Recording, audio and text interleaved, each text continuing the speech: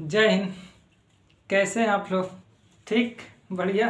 चलिए, आशा करते हैं आप लोग ठीक होंगे, बढ़िया होंगे, मस्त होंगे।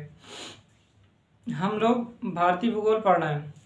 भारतीय भूगोल में इस समय जो हम पढ़ रहे हैं वो है, हम लोग मतलब इससे पहले हम लोग ऊर्जा संसाधन देखे। ऊर्जा संसाधन जैसे देखे फिर हम लोग ये शुरू किए कि भारत में जो उद्योग है, विनिर्माण उद्योग हैं, उसके बारे में हम लोग देखना शुरू करें। तो आप लोग देखिएगा, ऊर्जा संसाधन देखें। उससे पहले हम लोग ऊर्जा संसाधन के बाद हम लोग खनिज के बारे में भी देखें। तो आप लोग सब देखिएगा। ऊर्जा संसाधन को दो भागों में देखें, एक में परंपरागत, दूसरा गैर परंपरागत। परंपरागत में कोयला, पेट्रोलियम, ये प्राकृतिक गैस के बारे में देखें। और गैर परंपरागत में तो वही ज्वारीय ऊर्जा, तापीय ऊर्जा, भूतापीय ऊर्जा, जल विद्युत ऊर्जा, ये सभी आए थे ना। तो ये सब हम लोग देखे हैं, आप लोग उसको देखिएगा। उससे पहले हम लोग ये देखे थे लौहयस्क के बारे में, टिन के बारे में, तांबा, एल्यूमिनियम, मैग्नीज, क्रोमियम, ये सब के बारे में देखें, उनको भी देखिएगा। और उससे पहले तो जलवायु, मानसून हुआ ही है, तो सब देखिएगा। आज हम उसी से आगे चलते हैं, विनिर्माण उद्योग में ही। इससे पहले वाले वीडियो में हम लोग ये देखे थे कि विनिर्माण उद्योग कहीं भी, अच्छा ये उद्योग स्थापित होंगे तो उसके कोई ना कोई कारक होंगे। तो हम लोग कारक के बारे में बात किए थे कि भौगोलिक कारक क्यों, गैर भौगोलिक कारक होंगे। भौगोलिक कारक में जैसे कच्चा माल होना चाहिए, ऊर्जा होना चाहिए, श्रम होना चाहिए, बाजार उपलब्ध हो, परिवहन उपलब्ध हो, ये सभी। और जो गैर भौगोलिक में जैसे उसमें पूंजी होना चाहिए कि जैसे गांव में होगा तो वहाँ पूंजी लगाने वाले कम होंगे, शहर में होगा तो पूंजी ज़्यादा लगेगी। तो पूंजी का मतलब धन।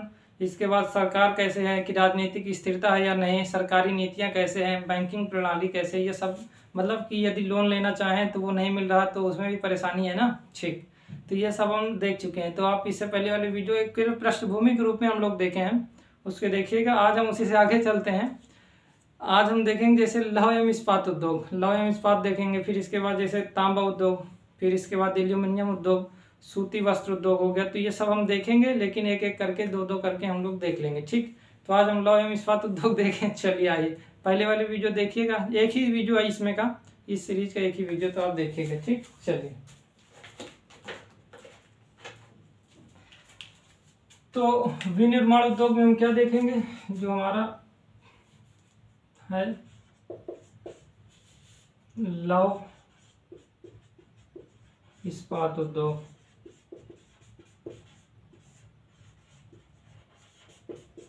ठीक, लौह इस्पात उद्योग हम लोग उद्योग देखेंगे जो महत्वपूर्ण है उनको देखेंगे। सभी उद्योग तो नहीं देखेंगे, जो महत्वपूर्ण है उनको जरूर देख लेंगे। ठीक, तो लौह एवं इस्पात उद्योग समझ में आ रहा। लोहा और स्टील उद्योग, लोहा, लौह, इस्पात का मतलब स्टील उद्योग। तो आप ये बताइए, लोहा का प्रयोग आजकल लगभग सभी उद्योगों में तो होता ही है, स्टील का प्रयोग तो होता ही है सभी उद्योग। मतलब अगर आधारभूत उद्योग देखा जाए तो लोहा, अगर ये नहीं होगा तो बाकी सभी चीजें बनेंगी नहीं, बन पाएंगे। तो ये तो एक आधारभूत उद्योग है ही, ये महत्वपूर्ण आधारभूत उद्योग का मतलब ये हो गया कि सभी उद्योगों का लगभग न्यू तो यही उद्योग है। ठीक है, कोई फैक्ट्री भी खड़ी करनी होगी तो ये भी आवश्यक है, लोहे का प्रयोग किया जाता है। तो लौह एवं इस्पात उद्योग तो ये आधारभूत है किसी चीज के निर्माण के लिए। ये तो कोई भी उद्योग अगर खड़ा होगा तो इन्हीं के दम पर ही खड़ा होगा। इसलिए अगर ये नहीं है किसी देश में तो फिर कोई बात ही नहीं, वो देश तो पिछड़ा रहेगा ही ना। ठीक, तो लौह एवं इस्पात उद्योग तो ये क्या है, एक आधारभूत उद्योग है, एक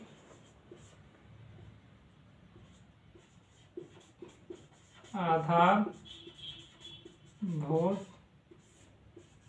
उद्योग। आधारभूत उद्योग का मतलब ये है कि सब, अगर जो महत्वपूर्ण उद्योग होंगे उसमें क्या होगा, ये तो लगेगा ही ना, लोहे का प्रयोग तो होगा ही या स्टील का प्रयोग होगा ही। तो ये एक आधारभूत उद्योग है। लगभग सभी उद्योगों का अगर कहा जाए आधार क्या है तो ये उद्योग, मतलब लोहा एवं इस्पात तो है ही, तो यह एक आधारभूत उद्योग है। ठीक है, तो लौह एवं इस्पात उद्योग आप ये बताइए कि लौह ऐसे तो मिलेगा नहीं। हम लोग ये देखे थे पृथ्वी के नीचे कोई भी अगर लौह अयस्क भी पाए, लोहा जो होगा वो शुद्ध रूप में तो होता नहीं, वो लौह अयस्क के रूप में, अयस्क का मतलब अशुद्धियों के साथ होता है, तो लौह अयस्क के साथ होता है। तो हम लोग 4 प्रकार के बात किए थे, आपको याद है नहीं? लौह अयस्क के बारे में हम लोग बात किए थे सब, मतलब जब खनिज शुरू किए थे उसमें हम लोग बात किए थे। तो उसमें बात किए थे ना, लिमोनाइट, जेराइट, ये सभी आपको हेमेटाइट तो आपको याद ही होगा।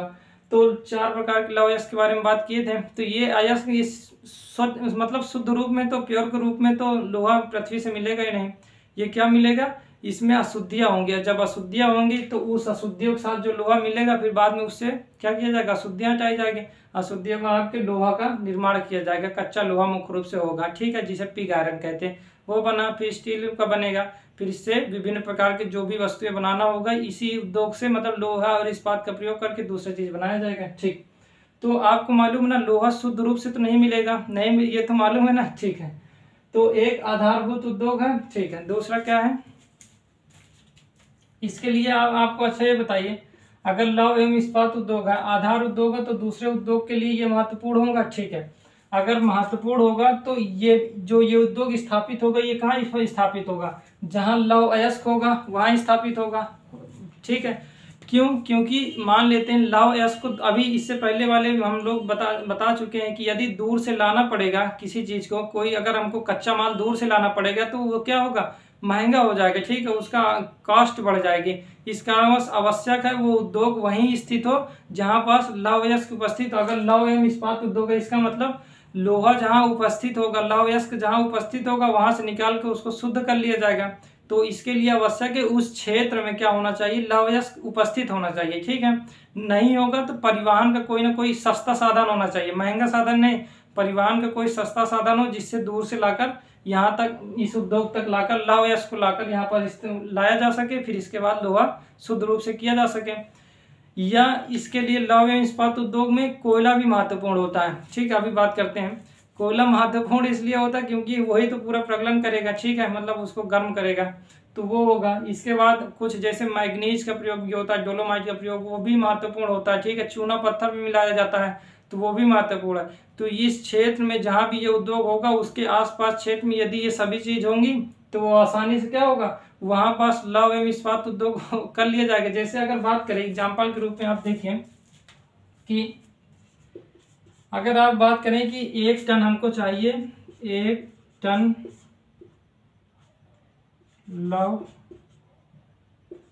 लोहा इस्पात चाहिए, मान लेते हैं 1 टन हमको लोहा इस्पात चाहिए, तो इसके लिए अगर कहा जाए तो 2 टन लौह अयस्क चाहिए। तो आप लिखिएगा इसके लिए क्या चाहिए, 2 टन लौह अयस्क। लौह अयस्क समझ रहे हैं ना, पृथ्वी के नीचे जो लोहा मिलेगा वो शुद्ध रूप से नहीं होता, उसमें बहुत सारी अशुद्धियां होती हैं। 4 प्रकार की बात की गई थी, आपको सबसे पहले वीडियो याद होगा जब खनिज शुरू किया गया था, वहाँ लौह अयस्क के बारे में बताया गया था ना, हेमेटाइट, लिमोनाइट, सिडेराइट, ठीक है, इसके बारे में बात किया गया था, तो आपको याद ही होगा, ठीक, कोई परेशानी तो नहीं, ठीक है। तो 2 टन क्या चाहिए, लौह अयस्क चाहिए। तो अयस्क का मतलब लोहा होगा लेकिन उसमें अशुद्धियां बहुत होंगी। इसी प्रकार 2 टन हमको क्या चाहिए, कोयला चाहिए, कोयला। और कहा जाए तो एक जो 0 मतलब आधा टन हमको चाहिए क्या, जो आप देखेंगे चूना पत्थर, और प्लस आधा टन में अन्य तत्व सम्मिलित है, ठीक है, प्लस अन्य तत्व का मतलब मैग्नीज जैसे हो गया, मैग्नीज का प्रयोग भी होता है, जैसे मैग्नीज हो गया, डोलोमाइट, ठीक। तो ये लिख लीजिए, इसको लिखिए। अब देखिए जैसे हमको 1 टन लोहा और इस्पात चाहिए तो उसके लिए क्या जरूरत है, 2 टन लौह अयस्क चाहिए, 2 टन लौह अयस्क। 1 टन हमको अगर लोहा चाहिए शुद्ध रूप से, लौह एवं इस्पात 1 टन शुद्ध रूप से चाहिए, तो उसके लिए 2 टन क्या चाहिए, लौह अयस्क चाहिए। लौह अयस्क का मतलब फिर से बता रहे हैं कि लौह, पृथ्वी के नीचे कोई भी तत्व शुद्ध रूप से नहीं होता है, उसमें क्या होता है, उसमें बहुत सारी अशुद्धियां पाई जाती हैं, उस अशुद्धियों के साथ उसको निकाला जाता है, वही क्या कहलाता है, लौह अयस्क कहलाता है। यदि लोहे के अंश उसमें उपस्थित है तो लौह अयस्क। अगर किसी और चीज का, जैसे आप मान लेते हैं कि चांदी का है, तो उसके लिए जैसे हम बात किए थे ना, स्टेफनिट जब निकाला जाएगा तो उसमें अशुद्धियां होंगी, लेकिन वो स्टेफनिट अयस्क किसका है, चांदी का, क्योंकि उससे चांदी मिलेगा, ठीक। उसी प्रकार लौह अयस्क। 2 टन कोयला चाहिए, 1 टन मतलब लोहा के लिए हमको 2 टन कोयला भी चाहिए, और आधा टन चूना पत्थर चाहिए, और आधा टन अन्य तत्व चाहिए जिसमें मैग्नीज और डोलोमाइट ये सम्मिलित है, ठीक। अब ये बताइए, अगर हमको एक उद्योग स्थापित किए तो उसके लिए हमको लौह अयस्क चाहिए। अगर उस क्षेत्र में लौह अयस्क उपस्थित होगा तो क्या होगा, आसानी से मिल जाएगा और यहाँ उद्योग तक पहुंचाया जाएगा, ताकि क्या किया जाए, उससे लोहा प्राप्त किया जा सके। और ऊर्जा के लिए क्या चाहिए, 2 टन कोयला चाहिए। अब ये बताइए, अगर इस क्षेत्र में जहाँ पास स्थापित किया होगा उस क्षेत्र में कोयला नहीं उपस्थित होगा, कहीं दूर से लाना पड़े और परिवहन महंगा हो, तब क्या हो जाएगा, इस लोहे की कॉस्ट बढ़ जाएगी, नहीं बढ़ जाएगी, बढ़ जाएगी। इस कारण इसलिए आवश्यक है कि उस क्षेत्र में लौह अयस्क भी उपस्थित हो और कोयला भी उपस्थित हो। ठीक, और क्या है, आधा टन हमको क्या चाहिए, चूना पत्थर। तो चूना पत्थर भी आवश्यक है। अगर तो अभी हम देखते हैं कि टाटा आयरन एवं स्टील कंपनी जो है इस स्थान पर स्थित है, जमशेदपुर में। अब ये जमशेदपुर में स्थित है तो आसपास क्षेत्र सब चीज मिल जाता है। अगर मान ली यहाँ पास स्थित है और इधर से लाना पड़े, अगर यहाँ से इतनी दूर ट्रैवल करना पड़े तो इसकी कॉस्ट बढ़ेगी या नहीं बढ़ेगी, बढ़ जाएगी। तो आधा टन चूना पत्थर चाहिए और आधा टन अन्य तत्व में मैग्नीज, डोलोमाइट ये सम्मिलित है। तो ये इसी आसपास से सब मिल जाता है, इसलिए आवश्यक है उद्योग वहां हो जिसके आसपास क्या मिल जाए, ये सारे तत्व मिल जाए। ठीक है, ऊर्जा का स्रोत भी होना चाहिए, लौह अयस्क उसका अयस्क भी होना चाहिए, चूना पत्थर जो इसमें सम्मिलित होता है। ठीक, तो ये सभी उपस्थित होगा तो वो उद्योग क्या होगा, आसानी से चल जाएगा। अगर दूर होगा, कास्ट बढ़ेगी तो फिर परेशानी होगी, लाभ भी कम होगा, लाभ भी तो कम ही होगा ना, प्रॉफिट भी नहीं हो पाएगा। ठीक, तो कोई परेशानी तो नहीं है, एक आधारभूत उद्योग है, इसको लिख लीजिएगा, लिख लिए समझने के लिए, या 1 टन लोहा इस्पात ये समझने के लिए। और अगर जैसे जैसे ये बढ़ता जाएगा वैसे वैसे ये भी बढ़ेगा, ये भी बढ़ेगा ना। ठीक है, ये 1 टन है एग्जाम्पल के रूप में। ठीक, चलिए, ठीक, कोई परेशानी नहीं, रफ करें ना, समझ में आया इतना। चलिए, अब हम लोग जैसे देखें, आप ये बताइए, अगर किसी क्षेत्र में मान लेते हैं, किसी क्षेत्र में कहाँ लौह अयस्क उपस्थित है और दूसरे क्षेत्र में कोयला उपस्थित है। जैसे मान लेते हैं उद्योग यहाँ स्थापित किया गया, मान लेते हैं यहाँ पास केवल लौह अयस्क है, यहाँ के उद्योग यहाँ स्थापित हुआ, यहाँ केवल लौह अयस्क है, और यहाँ पास मान लेते हैं कोयला है। कोई ना कोई ऐसा परिवहन होना चाहिए, ठीक, ताकि यहाँ से कोयले को इस उद्योग तक लाया जा सके। ठीक है, ठीक, तो अगर इस उद्योग के पास लौह अयस्क है और कोयला नहीं है तो एक सस्ता परिवहन जो मुख्य रूप से रेल है, तो रेल मार्ग में क्या होता है, देखेंगे आप, कोयला इधर से उधर होता रहता है, लौह अयस्क भी इधर से उधर जाया जाता है। तो अगर यहाँ से कोयला यहाँ तक रेल मार्ग द्वारा लाया गया तो सस्ता भी पड़ेगा और यहाँ पास कोयला पहुंच भी गया।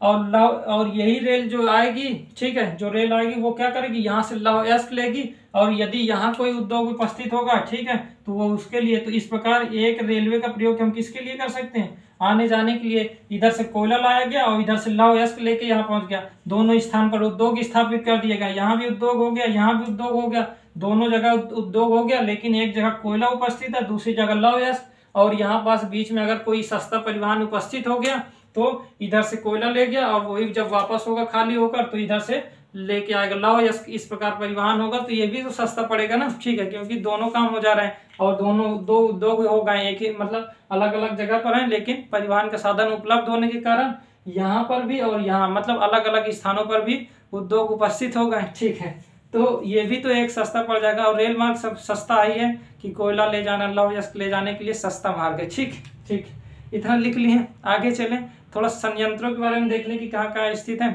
ठीक, चलिए,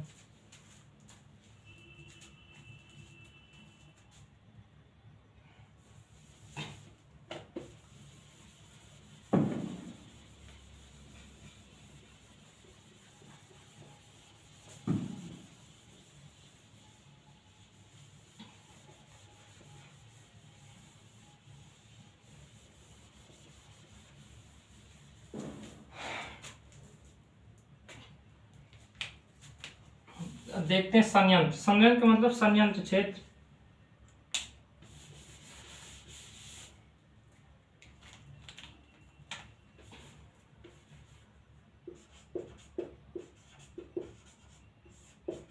संयंत्र क्षेत्र कि लौह एवं इस्पात उद्योग कहाँ स्थित है, इसके बारे में थोड़ा देखते हैं।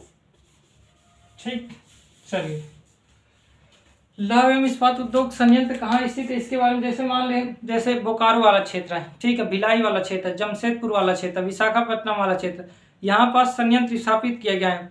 लेकिन कुछ क्षेत्र होंगे जहाँ पास कोयला उपस्थित होंगे, सभी एक ही क्षेत्र पर तो नहीं हो सकता। कुछ क्षेत्र होगा जहाँ कोयला उपस्थित होगा, कुछ क्षेत्र होगा जहाँ पास लौह अयस्क होगा, कुछ क्षेत्र में लौह अयस्क एवं कोयला दोनों उपस्थित होगा। ठीक है, तो इस प्रकार होगा। या कहीं पास आने जाने के लिए बीच में कोई मार्ग पड़ता हो, मान लेते हैं रेलवे गई है और उसी के मार्ग में कोई उद्योग हो गया तो दोनों स्थान पर छोड़ दिया, तो वो भी हो सकता है। ठीक, तो एक एक करके हम देख लें। जैसे जैसे कोयला के बारे में, कि कोयला जहाँ स्थित है वहां पास उद्योग स्थापित हुआ। फिर इसके बाद लौह अयस्क देख लेंगे, ठीक है।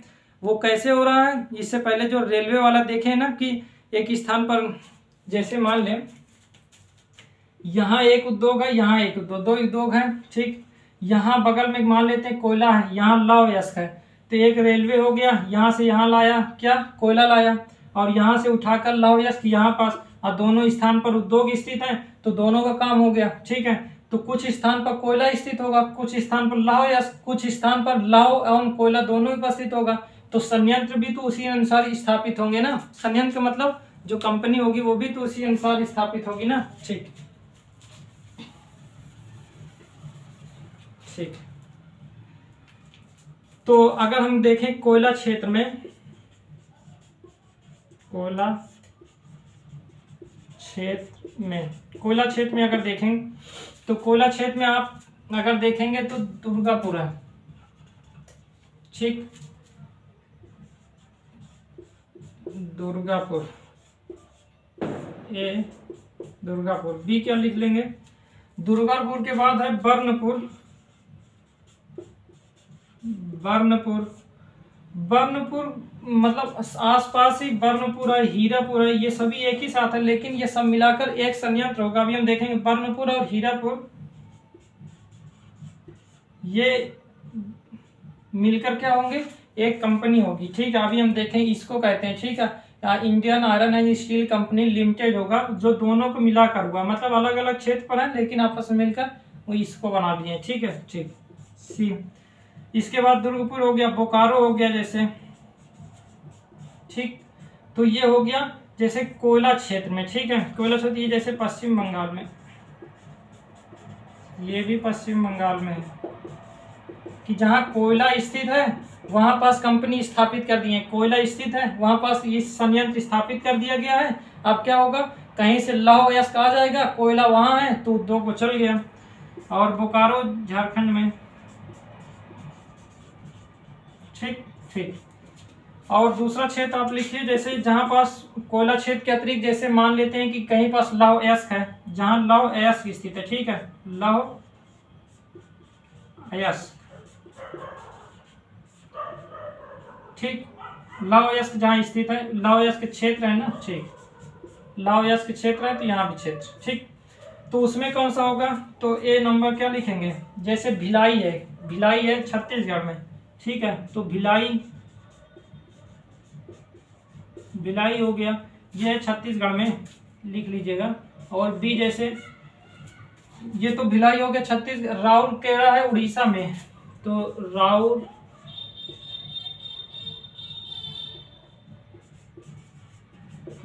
ठीक। और सी आप देखेंगे कि यहाँ देखेंगे सेलम है, ठीक है, तो सेलम लिख लीजिए। कर्नाटक में देखेंगे तो वेल्लारी है, वेल्लारी हो गया, ठीक। और हो गया जैसे भिलाई कहाँ स्थित है, छत्तीसगढ़ में, तो आप ये लिखिए भिलाई वाला क्षेत्र छत्तीसगढ़ में, राउरकेला यहाँ स्थित है, सलेम यहाँ स्थित है, वेल्लारी कर्नाटक में स्थित है, ठीक। तो इस वाले क्षेत्र में लौह अयस्क स्थित है, लौह अयस्क स्थित है, जिस कारण क्या हो गया, जब लौह अयस्क स्थित है तो कोयला और कहीं से लाकर यहाँ पास लौह अयस्क है तो आराम से क्या हो जाएगा, लौह इस्पात उद्योग चल जाएगा, ठीक। तो भिलाई कहाँ है, छत्तीसगढ़ में, राउरकेला उड़ीसा में, सेलम है जो वो है तमिलनाडु में, और जो वेल्लारी है वो कहाँ है, कर्नाटक में, ठीक ठीक है। तो कोई परेशानी तो नहीं, इसको रफ कर दें, ठीक। इसको रफ करें, आगे लिखे जहाँ दोनों क्षेत्र जैसे जमशेदपुर, वहाँ पास जमशेदपुर जो है, ठीक है। तो जमशेदपुर में, जमशेदपुर ये है, जमशेदपुर में क्या है, दोनों स्थान है, ठीक है, मतलब कोयला भी स्थित है और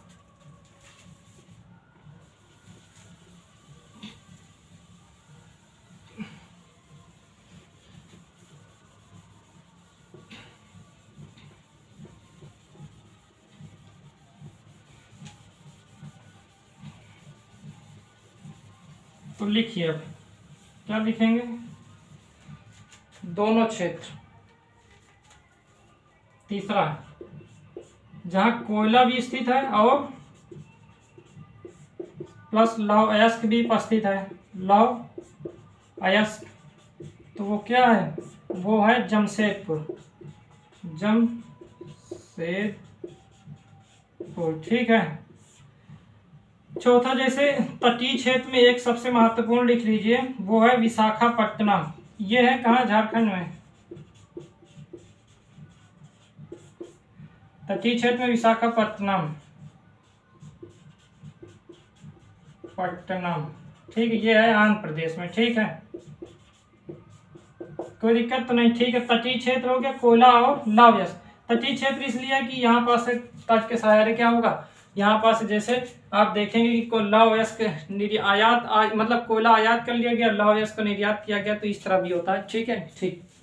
तो कोयला एवं लौह अयस्क जमशेदपुर में, तटीय क्षेत्र में तटीय क्षेत्र में मतलब मुख्य रूप से विशाखापट्टनम, ठीक है, एक ही मतलब सबसे महत्वपूर्ण है ये। अगर बंदरगाह के रूप में विशाखापट्टनम बंदरगाह भी है, उसी के आसपास क्या हो गया, एक कंपनी भी स्थापित कर दी गई, जिसे कहते हैं राष्ट्रीय इस्पात निगम लिमिटेड कहा जाता है, यहाँ पास जो स्थित है, ठीक है। उसके बारे में अभी हम लिखवा दे रहे हैं, ठीक, कोई परेशानी तो नहीं है, ठीक है, आगे चले ना, ठीक।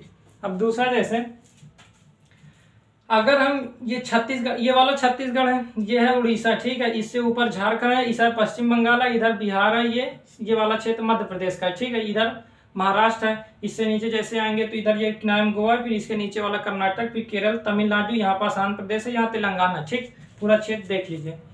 तो ये जो छत्तीसगढ़ है, छत्तीसगढ़ में भिलाई बताया गया, यहाँ राउरकेला, ठीक है। आप इसको मतलब आप मैप तो बना ही होंगे, मैप के साथ ही देखिएगा ना, ठीक। ये वाला क्षेत्र आपको बताया गया दुर्गापुर, और इसी के आसपास क्या है हमारा, बर्नपुर और हीरापुर, कुल्टी भी है उसी में, बर्नपुर, हीरापुर और कुल्टी, ये तीनों क्षेत्र में इसको है ना, इसको का मतलब Indian iron and steel corporation limited जिसे कहा गया, ठीक है, तो वो पूरी स्थित है ना, उसके बारे में हम लोग देखेंगे, ये सभी तीनों क्षेत्र मिलकर। तो ये क्षेत्र समझ में आए, ये ठीक है। अगर ये वाले पूरे क्षेत्र में अर्धचंद्राकार पेटी का मतलब, ठीक है, ऐसे करके ऐसे बना दिया जाए अर्धचंद्राकार पेटी, तो इस वाले पूरे क्षेत्र में, तो ये पूरा क्षेत्र में सबसे ज्यादा अगर कहा जाए उद्योग इस प्रकार के हैं, क्यों, क्योंकि यहाँ पास लौह एवं इस्पात उद्योग, छत्तीसगढ़ से ले लीजिए, अगर ऐसे अर्धचंद्राकार पेटी बनाया जाए यहाँ तक पश्चिम बंगाल तक, तो पूरा क्षेत्र सम्मिलित हो जाएगा ना, ठीक। और इस पूरे क्षेत्र में ही लौह एवं इस्पात उद्योग मतलब जो कोयला एवं लौह अयस्क का सबसे ज्यादा स्थित है, इसलिए यहाँ पास उद्योग उस तरह के सभी सम्मिलित हो जाएंगे, महत्वपूर्ण, ठीक, ठीक। रफ करें इसको, अब हम थोड़ा देख लेते हैं। जैसे एक सेल है, सेल क्या है, steel authority of India limited जो है, ये क्या करती है, टाटा स्टील कंपनी जो लिमिटेड है उसको छोड़कर, टाटा स्टील लिमिटेड को छोड़कर जितनी भी बड़ी जो इस्पात संयंत्र हैं उनको क्या करती है, प्रबंधित करती है, ठीक है, प्रबंधित करने का काम सेल करती है, ठीक है। सेल का मतलब steel authority of India limited, तो लिखवा दे रहे हैं, कोई परेशानी की बात है नहीं ना, ठीक। रफ करें ना,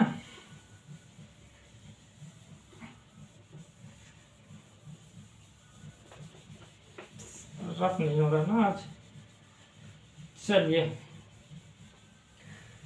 नेक्स्ट पॉइंट लिखिए, क्या लिखेंगे, पांचवा बिंदु जो भी है कि स्टील टाटा, क्या लिखेंगे, टाटा स्टील लिमिटेड को छोड़कर, टाटा स्टील लिमिटेड को छोड़कर बाकी सभी बड़े इस्पात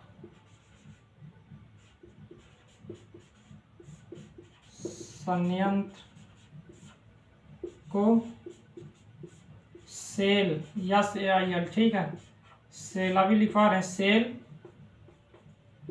प्रबंधित करती है, ठीक है। अभी हम सूची बनवा दे रहे हैं, ठीक है, जिसकी निम्नवत सूची है, ठीक है, निम्न सूची का मतलब अभी हम लिखवा दे रहे हैं। इसका मतलब सेल का मतलब होगा steel authority of India limited, steel authority of India limited, ठीक है, लिख लीजिए। ये जो सेल है, सेल एक महारत्न कंपनी है, महारत्न कंपनियां है, ठीक, महारत्न कंपनी है। तो लिखिए आप अभी महारत्न क्या बताते हैं। SAIL steel authority of India limited, ये क्या है, टाटा स्टील लिमिटेड को छोड़कर बाकी जो सभी बड़े इस्पात संयंत्र है उनको क्या करती है, प्रबंधित करने का काम किसका है। ये एक प्रकार का सार्वजनिक उद्यम है जो इस्पात मंत्रालय द्वारा आता है, ठीक है। इसके इस्पात मंत्रालय के अंतर्गत ये स्थित है, ठीक है, मतलब भारत सरकार के जो इस्पात मंत्रालय है उसके अंतर्गत आता है, ठीक। तो SAIL authority of India limited प्रबंधित करती है, इसका मतलब steel authority of India limited कहते हैं, ठीक, कोई दिक्कत नहीं। सेल के बारे में पहले बात हो चुकी है। ये एक महारत्न कंपनी है। हम लोग जानते हैं ना, भारत में महारत्न कंपनी, नवरत्न कंपनी और मिनी रत्न कंपनियां होती हैं, ठीक है। इस समय जैसे लगभग 11 या 12 महारत्न कंपनियां हैं, इसके बाद 14 नवरत्न कंपनियां और 74 लगभग मिनी रत्न कंपनियां, ठीक है। महारत्न कंपनियां होती क्या है, महारत्न कंपनियां समान रूप से जान लीजिए कि महारत्न कंपनियां वे कंपनियां हैं जो स्टॉक एक्सचेंज में लिस्टेड होती हैं, ठीक है। स्टॉक एक्सचेंज का मतलब होता है एनएससी बीएससी का नाम सुने होंगे, ठीक है। नेशनल स्टॉक एक्सचेंज हो गया, बॉम्बे स्टॉक एक्सचेंज, ठीक है। उसमें अगर लिस्टेड होगी तो उसे क्या कहते हैं, वो SAIL authority of India limited उसमें से एक है, ठीक है। महारत्न कंपनियां लिस्टेड होती हैं, उसमें से एक सेल भी है। और महारत्न कंपनियों की दूसरी विशेषता, जैसे उनका प्रॉफिट होना चाहिए जो सालाना, वो होना चाहिए 5,000 करोड़ का, ठीक है। और अगर उनका औसत नेटवर्थ देखा जाए तो 15,000 करोड़ तक होना चाहिए। और अगर टर्नओवर देखा जाए, सालाना टर्नओवर होना चाहिए जो वो 25,000 करोड़ तक होना चाहिए। ये 3 वर्ष तक लगातार ऐसा होना चाहिए, ठीक है। सालाना जो अगर टर्नओवर देखेंगे 25,000 करोड़ होना चाहिए और ये 3 साल तक लगातार होगा। 15,000 उसकी औसत नेटवर्थ होगी, 15,000 करोड़ की बात हो रही है। और 5,000 करोड़ जो नेट प्रॉफिट होगा, अगर ये सब होगा तो उसे क्या किया जाएगा, उसे लिस्टेड किया जाएगा, जो स्टॉक एक्सचेंज है उसमें लिस्टेड कर दिया जाएगा, ठीक है। तो इस प्रकार की जो कंपनियां हैं उसे महारत्न कंपनियां कहते हैं। तो सेल एक महारत्न कंपनी है। इस समय लगभग 11 महारत्न कंपनियां हैं और 14 नवरत्न कंपनियां और 74 मिनी रत्न कंपनियां हैं, ठीक है, ठीक। इतना लिख लिए। अब हम थोड़ा थोड़ा ये देख लेते हैं, कुछ कंपनियां मतलब जो स्टील ये संयंत्र हैं उनका नाम देख लेते हैं। कुछ नहीं है, जो नाम अभी भी आप पीछे लिखे हैं ना उन्हीं नाम को यहाँ पास आगे लिखना है, ठीक है। तो कुछ है नहीं, चलिए आइए।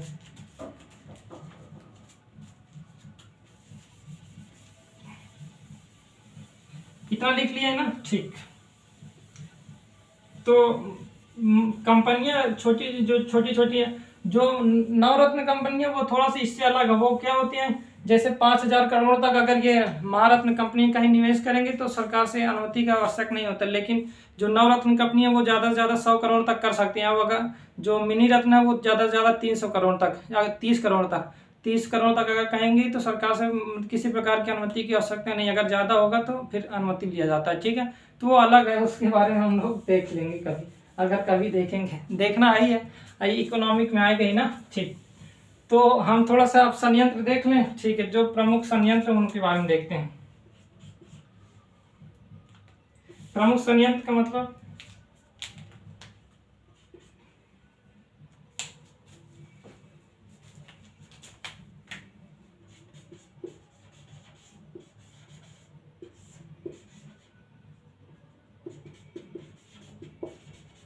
ठीक।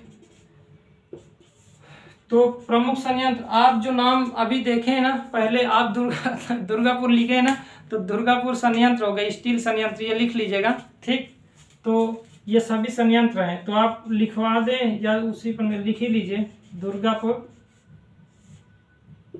स्टील संयंत्र कहाँ स्थित है, पश्चिम बंगाल, ठीक है, बताया गया पश्चिम बंगाल, लिख लीजिएगा। दूसरा आप जानते होंगे जो बर्नपुर है, बर्नपुर, हीरापुर और कुल्टी, बर्नपुर हीरापुर लिखा है क्या ना, उसमें अगर लिखना चाहें कुल्टी लिख लीजिएगा। बर्नपुर हीरापुर कुल्टी ये आसपास है, आसनसोल के पास है, ठीक है। आसनसोल के पास जो दूसरा सबसे बड़ा शहर है पश्चिम बंगाल का, उसके पास स्थित है। ये मिलकर क्या हुआ, एक संयंत्र स्थापित किया जिसे इसको कहा गया, ठीक है। इसको का मतलब हो गया इंडियन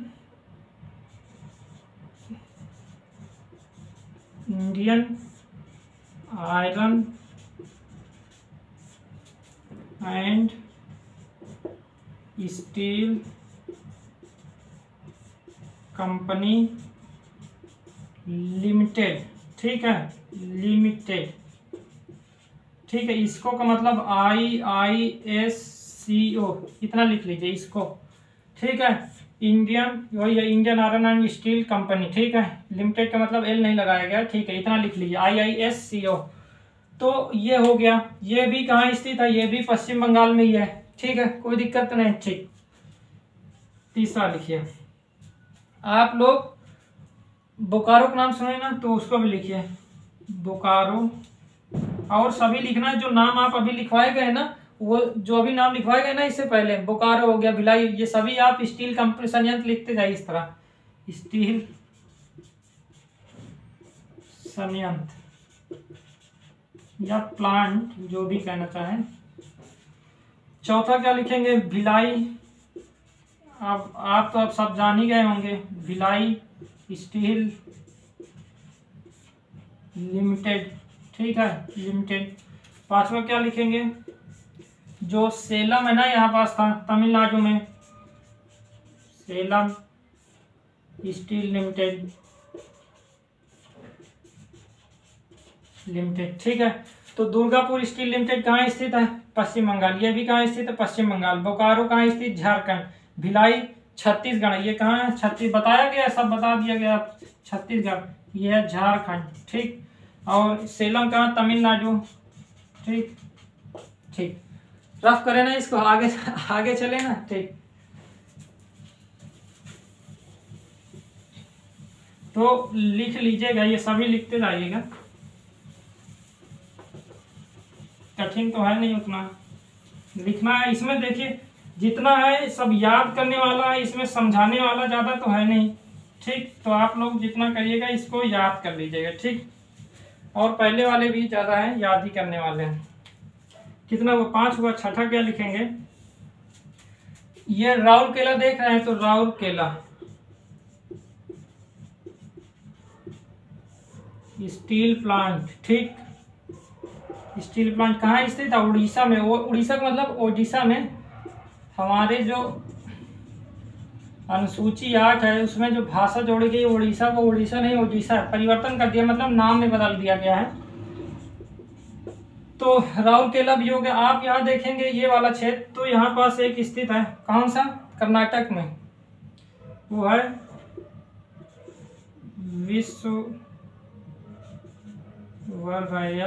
विश्ववराया, ठीक है, विश्ववराया आयरन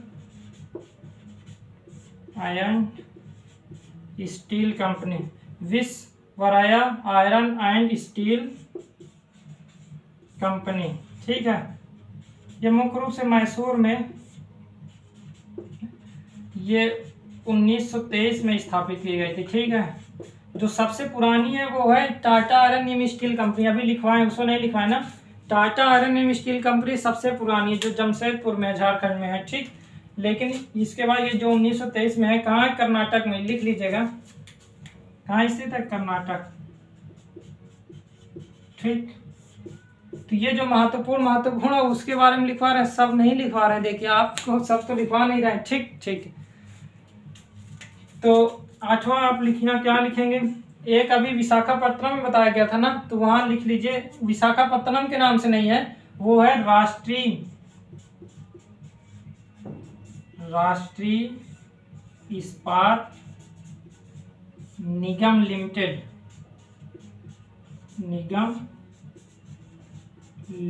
ठीक है। कहाँ है, विशाखापट्टनम, आंध्र प्रदेश, ठीक है, ठीक। और जो नवा अपना है ही वो क्या है, Tata iron and steel company, इसको लिख लीजिए, टाटा आयरन एवं स्टील कंपनी, ठीक। कोई परेशानी तो नहीं है। टाटा आयरन स्टील कंपनी कहाँ है, जमशेदपुर में, जमशेदपुर। और जमशेदपुर में स्थित है, कब स्थित हुआ, 1907 में, ठीक। और 1908 में पिग आयरन मतलब कच्चा लोहा उत्पादन हुआ, और 1911 में इस्पात मतलब स्टील का उत्पादन शुरू हो गया। यही बात हम लोग Tata iron and steel company के बारे में थोड़ा थोड़ा देख लेते हैं, और आप ये सब चीज़ लिख लीजिएगा। हम लोग सबके बारे में नहीं देखिए सब जगह जो शुरू में बताया गया ना, चूना पत्थर की आवश्यकता पड़ेगी, लौह यश की आवश्यकता पड़ेगी, कोयला की आवश्यकता पड़ेगी, मैग्नीज की आवश्यकता पड़ेगी, और डोलोमाइट की आवश्यकता पड़ेगी। इस प्रकार के जितने भी तत्व हैं ये सब उपस्थित होंगे तभी वो कोई उद्योग चलेगा। तो हर जगह चलेगा, मतलब हर जगह ये सभी चीज उपलब्ध होने चाहिए। तो जहां जहां पास कुछ नहीं उपलब्ध है, मान लेते एक उद्योग हुआ, वहां जो लौह अयस्क है दूसरे स्थान पर कुछ और है, तो वहां से वो चीज मंगवा लिया गया। तो इस प्रकार होता है, ठीक है। तो कहीं ना कहीं क्षेत्र से मंगवाया जाता है। तो हम एक देख लेते हैं, Tata iron and steel company के बारे में देख लेते हैं और सब आप समझ जाएंगे, ठीक है। इतना लिख लीजिए, कोई परेशानी यहाँ तक तो होगी नहीं आप लोगों को, ठीक। चलिए,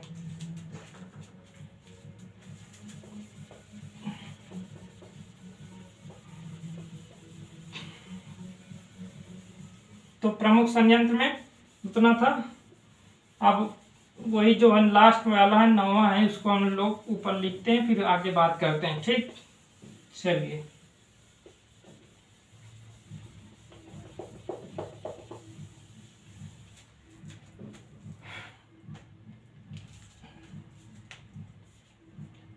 कौन सा 9वां बिंदु था ना?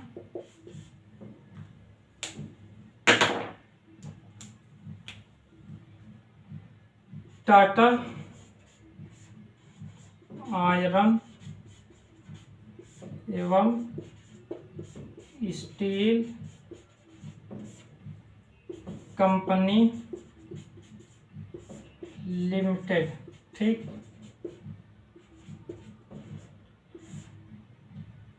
तो टाटा आयरन स्टील कंपनी 9वां बिंदु है, ठीक। तो टाटा आयरन जो स्टील लिमिटेड है, इसकी स्थापना कब हुई? 1907 में इसकी स्थापना, ठीक ठीक। 1908 की बात अगर करेंगे तो जो कच्चा लोहा होता है, पिग आयरन जिसे कहते हैं, कच्चा लोहा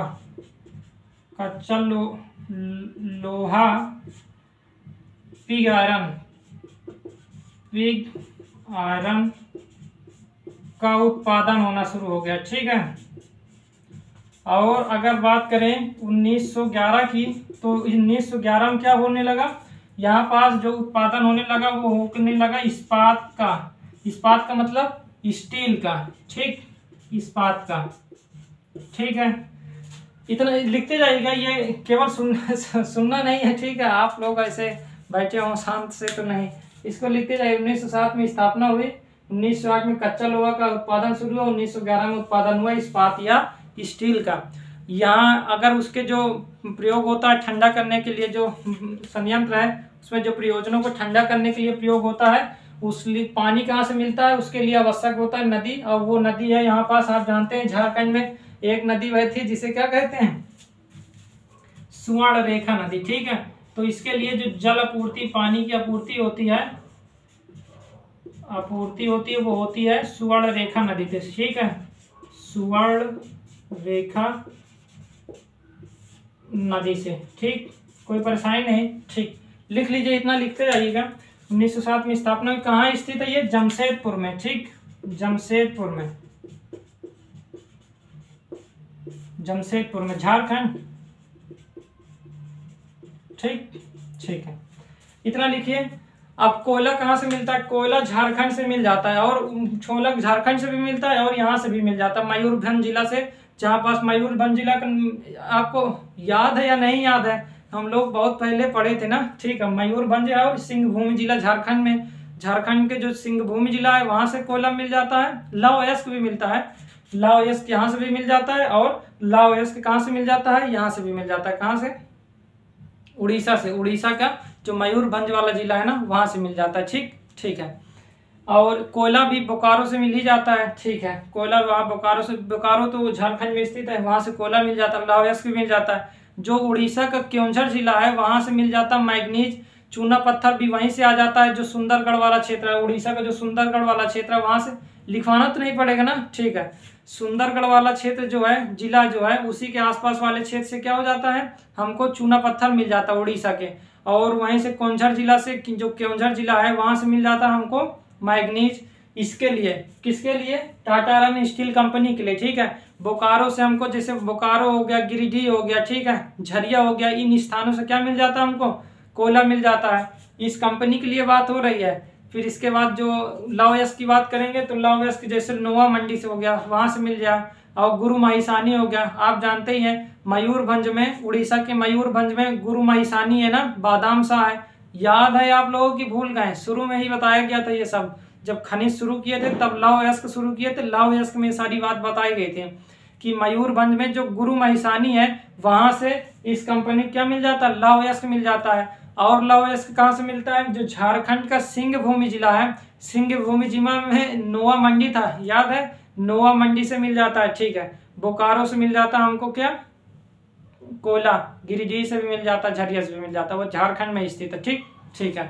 तो उसके आसपास ये है जमशेदपुर वाला क्षेत्र, ये है, ठीक है, जमशेदपुर लिखना, ये है कहाँ, जमशेदपुर स्थित है, झारखंड में, लिखवा ही दिया गया। तो ये सब लिख लीजिएगा, ठीक। तो लौह इस्पात उद्योग समझ में आया, लौह इस्पात उद्योग समझ में आया, ठीक है। अब हम थोड़ा थोड़ा देखेंगे तांबा उद्योग, एल्यूमिनियम उद्योग, और इसके बाद थोड़ा थोड़ा देख लेंगे सूती वस्त्र उद्योग हो गया, ये सब देख के समाप्त कर देंगे। जैसे ये समाप्त होगा इसके बाद हमारा जो नेक्स्ट टॉपिक होगा वो इसके आगे शुरू करें हम लोग, या तो इरिगेशन सिंचाई या परिवहन, कुछ ना कुछ इन दोनों में से शुरू कर देंगे, ठीक है। अब ज़्यादा टॉपिक नहीं बचा है, समाप्ति की ओर ही है, ठीक है। ज़्यादा से ज़्यादा 15 वीडियो और होंगे। जैसे ये समाप्त हो जाएगा इसके बाद हम लोग फिर शुरू करेंगे, क्या शुरू करेंगे हम लोग, पॉलिटी शुरू करेंगे, ठीक है। पॉलिटी शुरू करेंगे या तो हो सकता है मॉडर्न हिस्ट्री शुरू करेंगे, ठीक है, ठीक। तो कैसा लगा आप लोग बताइएगा, हम लोग मिलेंगे कल। ओके, ठीक।